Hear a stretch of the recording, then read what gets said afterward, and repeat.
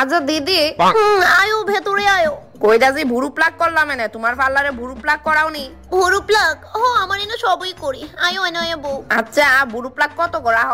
বেশি না, 200 টাকা। কি অন্য খানি দি খালি 20 টাকা রায়? তো অন্যখানে যাও, আমি তোর জোর করতেছি না। অন্যরা টাকা কম রেখেছে, হারো 12টা বাজাইবো। না না, তোমার এনতেই করুম। তুমি খারাপ পাও গেলে গা, হয়তো তুমি অন্যরা থেকে একটু ডিফারেন্ট। অবশ্যই, এমনিতে আমার তুলনা অন্য কারোর সাথে কইরেন না সে। করুন অন্য তোর অতি কারো ভালো করে। হয়ে গেছে, নেন দেখেন। দিদি একটা মুডা আরেকটা যেমন শিখন লাগতাছে। তইলে তুমি ফ্যাশনই বুঝো না, আমি যেটা বুঝলাম।